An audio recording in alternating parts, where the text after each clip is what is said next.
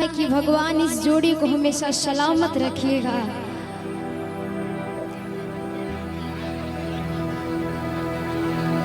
एक इस खूबसूरत जोड़ी के लिए कुछ भोजपुरी मिजाज हो दिलवा के हाल हमसे हो दिलवा के हाल हमसे कहलो न जाला आधार ना कलाईता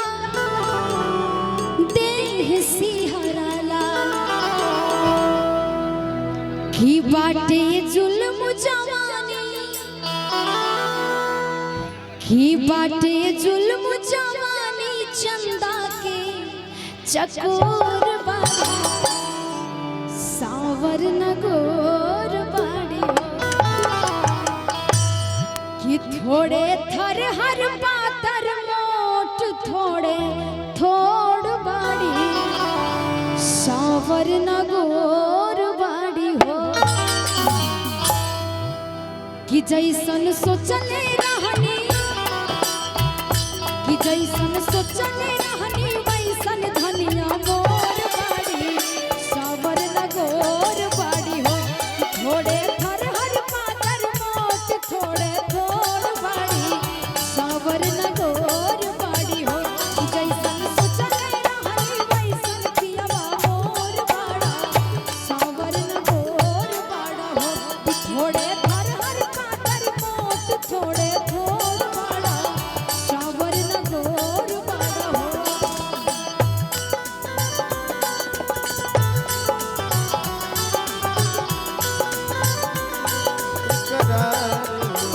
रब करे तुझको भी प्यार हो जाए रब करे तुझको भी प्यार हो जाए।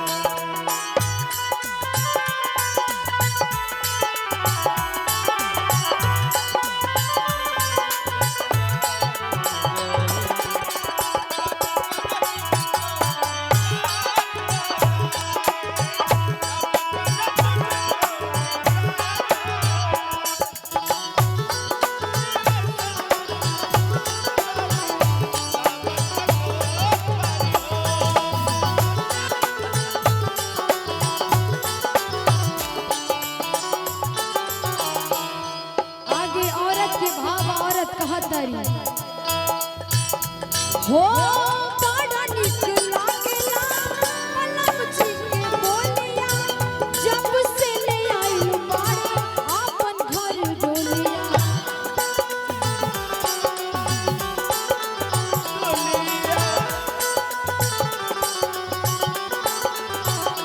बड़ा निक लागेला पलम जी के बोलिया जब से ले आइल बाड़े आपन घर डोलिया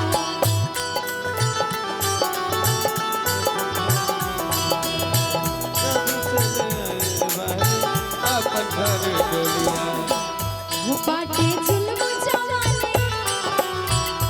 बाटे जुल्म जवानी चंदा के चकोर बाड़ी सावर नगोर बाड़े हो जैसन सोचले रहनी वैसन धनिया मोर बाड़ी सावर नगोर बाड़ी हो। लेकिन इन दोनों जोड़ों के लिए कहना है हो आपका आना थोड़ा सा साइड हो जाएंगे रास्ता दे दीजिए थोड़ा सा रास्ता दे दीजिए ताकि महिला लोग आ पाए। यू शर्माना आपका आना दिल धड़काना मेहंदी लगा कर यू शर्माना प्यार आ गया रे प्यार आ गया प्यार आ गया रे प्यार आ गया जैसन सोचले रहनी वैसन धनिया मोर बाड़ी सावर नगोर बाड़ी हो।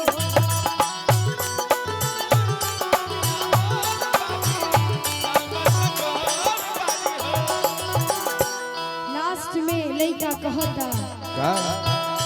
हो सज के से जारिया पे जब गोरी बैठेली आ रही रही देहिया के आपन रे खेली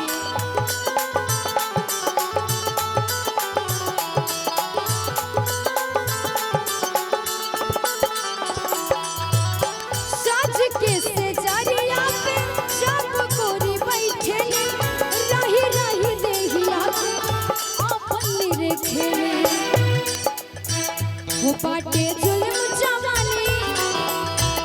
हो बाटे जुल्म जवानी, चंदा के चकोर बाड़ी, सावर नगोर बाड़ी हो, जैसन चाहले रहनी वैसन धनिया मोर बाड़ी, सावर नगोर बाड़ी हो, जैसन चाहले रहनी वैसन धनिया मोर बाड़ी, सावर नगोर बाड़ी हो, जैसन चाहले रहनी वैसन धनिया मोर बाड़ी, सावर नगोर बाड़ी हो। वाह, एक जोरदार तालियां हो जाए सलोनी पांडे जी के लिए। बहुत ही प्यारा सा परफॉर्म